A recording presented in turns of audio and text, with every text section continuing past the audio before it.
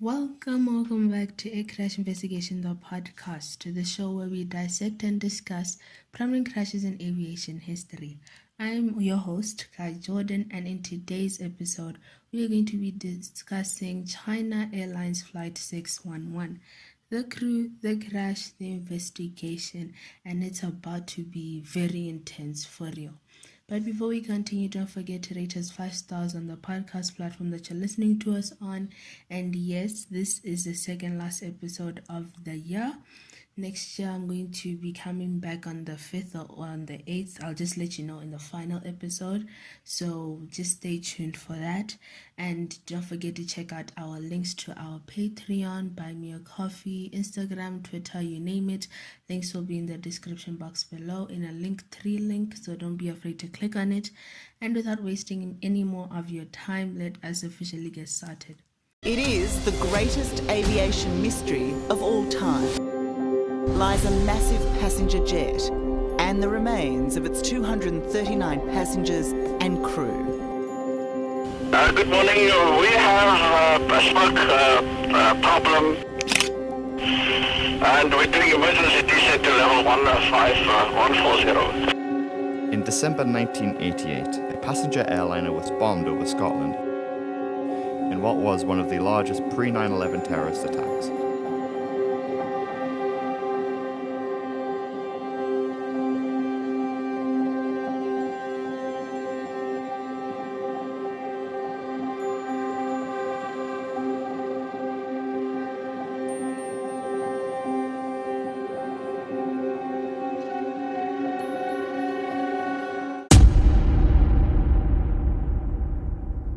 China Airlines Flight 611 was a scheduled flight for the 25th of May 2000. Its origin was Taoyuan International Airport, Taiwan, and its destination was Hong Kong International Airport, Hong Kong, China. The aircraft used was the Boeing 747-209B, and I have to add that the 747 is never ever going to be built ever again, so that's really sad, but I just wanted to add that in there since we're talking about a 747. The call sign of this flight, now listen, the call sign is so majestic. The call sign of this flight was Dynasty 611. Usually they just say China 611 or like United the flight. Instead, like with this one, they decided to give it like a really nice and exotic name like Dynasty. So it's really kind of cool, to tell you the truth. But I'm still going to be referring to this flight as both Dynasty 611 and Flight 611 because sometimes I just feel like Dynasty 611 is a little bit too long for me. The crew. The captain of this flight was Yi Qingfeng, who was 51 years old at the time of the crash.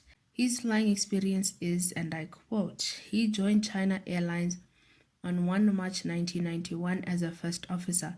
In March 1997, he was upgraded to captain. The medical certificate issued by the Aviation Medical Center reveals that CM1, or the captain, required corrective lenses while exercising the privileges of his airman certificate. End quote. In total, he had 10,148 total flight hours, with 4,732 hours on the Boeing 747. He did not take any medications and he actually had 24 hours off duty, so probably fatigue was not the cause of this crash. The first officer of this flight was She Yang-shong, who was 52 years old at the time of the crash, and I quote, he joined China Airlines on 1 February 1990 as a first officer. The medical certificate issued by the Aviation Medical Center reveals that CM2, or the first officer, required corrective lenses while exercising the privileges of his airman certificate. He had a total of 10,173 total flight hours, and I could not find the amount of flight hours he had on the 747, but he was incredibly healthy and he did not smoke nor drink. He also had 24 hours off duty. The flight engineer was Chao Sen-kyo, again, who was 54 years old at the time of the crash, and I quote, he joined China Airlines on March 1st, 1997 as a flight engineer. The medical certificate issued by the Aviation Medical Center reveals that CM3, or the flight engineer, required corrective lenses while exercising the privileges of his airman certificate. End quote. In total, he had 19,117 total flight hours, and just like the first officer, I could not find the amount of hours he had on the Boeing 747 specifically. He also did not drink alcohol, and he did not take any medications. There was one purser and 15 flight attendants, and all of those people were properly trained to do their jobs in this flight. In total, there were 206 passengers on board. The flight. At 3 minutes to 3 p.m. 6 seconds, Dynasty 611 is cleared for takeoff. At 7 minutes past 3 p.m., China Airlines takes off from runway 6. At 8 minutes past 3 p.m., the crew contacts the Taipei approach and they are instructed to fly directly to Charlie. At 16 minutes past 3 p.m., the Taipei air traffic controller then instructs Dynasty 611 to climb to 35,000 feet or 10,668 meters and to maintain that altitude. This was acknowledged by the crew. At 28 minutes to 4 p.m., communication is lost between the air traffic controller and China Airlines Flight 611. There was a lot of panic due to the loss of communication, and this resulted in a search and rescue team being deployed. At 6 p.m., the floating wreckage was spotted in the sea, 23 nautical miles, 43 kilometers or 49 miles northeast of the Penghu Islands. Unfortunately, that was Dynasty 611 and everyone on board had died. Now, the reason why this portion of this episode is so short is because the final report itself had nothing. To be honest with you, it summarized the history of the flight, and I'm so sorry that I'm also summarizing the history of the flight, but that's essentially what the final report gave to me, which is incredibly suspicious, but also it's not. So I just wanted to add that in there. This crash was investigated by the Civil Aeronautics Administration, or the CAA. So the meteorological information at CKS Airport, and I quote, 3 p.m. type record, wind 070 degrees at 12 knots, 22 kilometers an hour or 14 miles per hour. Visibility more than 10 kilometers or 6 miles. Clouds few, 4,000 feet or 1,219 meters, broken, 8,000 feet or 2,438 meters. Temperature 28 degrees Celsius or 82 degrees Fahrenheit. Dew point 15 degrees Celsius or 59 degrees Fahrenheit. Trend forecast, no significant change. End quote. Meaning that the weather was good enough to fly and that weather did not cause this crash. So when it comes to the wreckage information, and I quote, the upper portion of the door was recovered with the hinge intact and the actuators in the closed position. The lower portion of the door, including 3 forward pairs of latches, was recovered, still latched, and the locks engaged. Only a few pieces of the skin and stringers remained on the frames. The lower AFT portion of the door, including the AFT pair of latches, was found separately. The lower portion of the door skin was bent outboard approximately in 45 degrees. Examination of the hinge latches and the other mechanisms was consistent with the AFT cargo door being closed at the time of the aircraft breakup. End quote. This basically means that this crash was not caused by a cargo door opening mid-flight, and we all know from past episodes, I don't think I actually ever covered a crash that was caused by a cargo door opening. Probably cover that next year, but either way, this crash was not caused by a cargo door, but there are some instances whereby when a cargo door opens, it causes a massive decompression, and sometimes the plane goes down. Not even sometimes, just most of the time the plane goes down, unfortunately. Then I'm not done because there's still some more in terms of the wreckage information, and I quote, the right horizontal stabilizer, or RHS, is considerably more damaged than the left horizontal stabilizer, or LHS. The inboard portion of the RHS leading edge is deformed upwards. At the root of the RHS, the inboard 10 feet or 3 meters showed considerable impact damage along with upward deformation of the compromised structure. A portion of seat support was found inside a puncture common to the lower surface of the LHS. A small segment of fuselage stringer was also found embedded in the RHS elevator. A small fastener and shim from a stowage bin assembly were found inside a puncture common to the RHS leading edge. End quote. So the pathological information. 175 bodies were found first, and the bodies of the crew were autopsied, but there was no drugs, no medications in their system. So the investigation and the examination of the wreckage further. So there were different types of theories that the investigators were throwing around to say, hey, maybe this plane went down because of this, maybe it went down because of that, and we're going to go through some of them right now. So the first one that they tried to, investigate further was a mid-air collision, and we all know from a past episode, yes, I did. I remember doing one about the Grand Canyon disaster, that a mid-air collision can definitely bring a plane down and kill a lot of people. So 5 radar stations around Dynasty Flight 611's flight path showed that there was no object or objects that were approaching the aircraft, and there was no wreckage from any other aircraft found in the vicinity of China Airlines Flight 611. Therefore, this was not the cause of the crash. Number 2, engine failure. And yes, engine failure, I can go back to the one with Sally Sullenberger. I cannot remember it right now, but it's the Miracle on the Hudson. Definitely, I can remember that, but I don't remember the actual flight. But FDR data from the engines was explored and it was investigated, and they resulted that there was no evidence of engine failure. Number 3, a fuel tank explosion. So, a small puncture was found in the fuselage. This was the same puncture that was found from TWA Flight 800.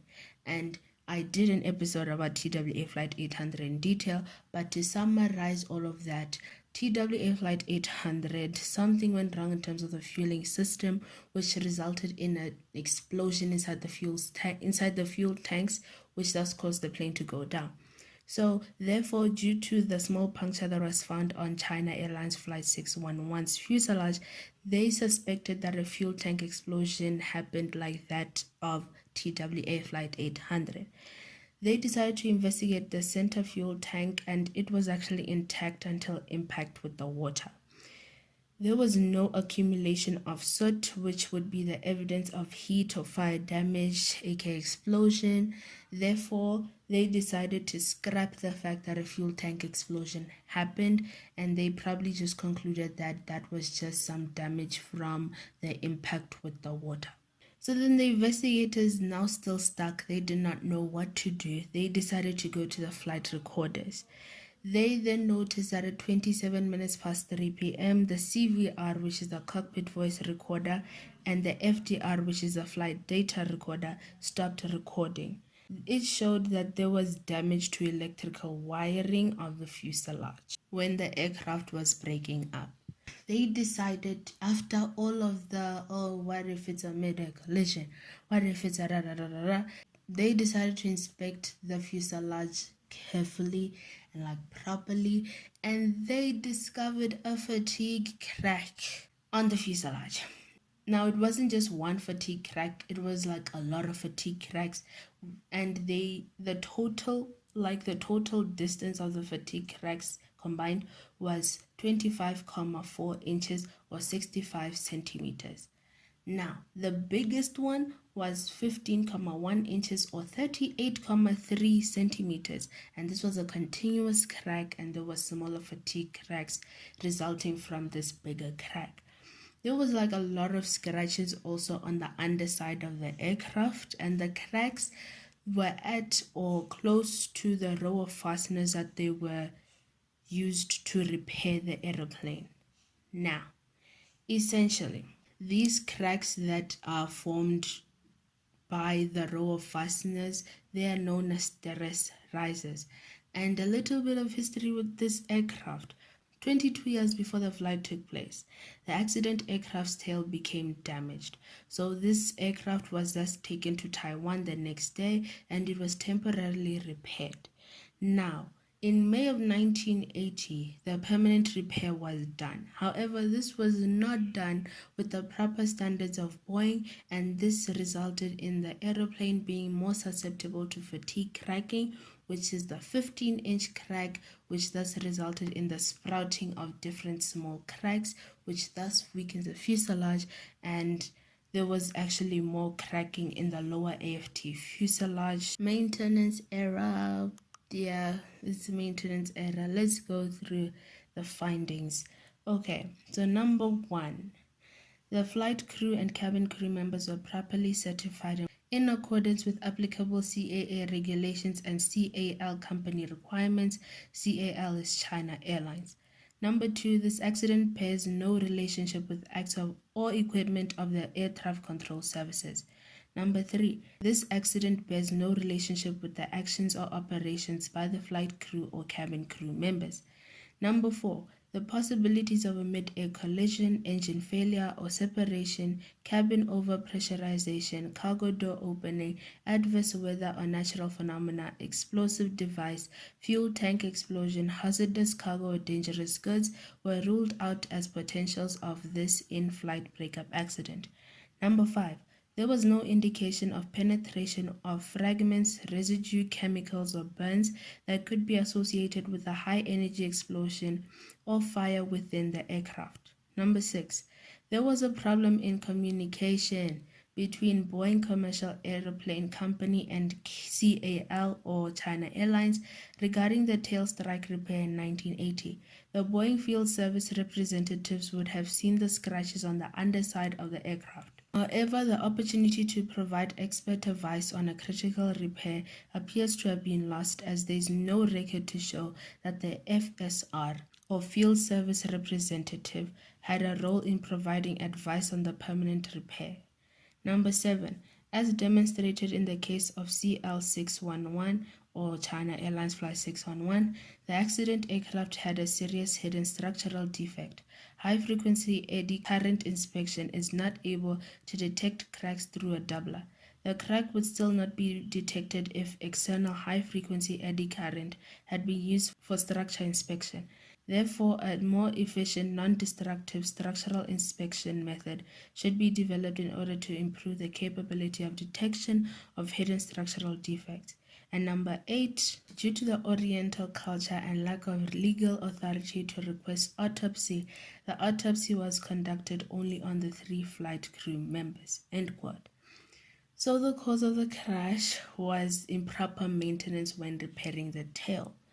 Now, this was also the lack of monitoring the maintenance procedures by relevant authorities, with the relevant authorities being the CAA and Boeing themselves. So the recommendations, and I quote, the ASC strongly recommends that all civil aviation accident investigation agencies to collaborate with their regulatory authorities to take appropriate action in requiring all operators of transport category aircrafts with pressure vessel repairs identified as a result of structural damage other than those recovered by Boeing Service Bulletin documentation for an immediate inspection on the repaired area to determine whether any hidden damage is present.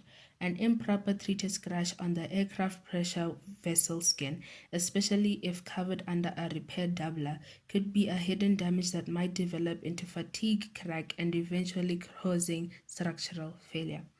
To China Airlines, number 1, perform structural repairs according to the SRM or other regulatory agency approved methods without deviation and perform damage assessment in accordance with the approved regulations, procedures, and best practices.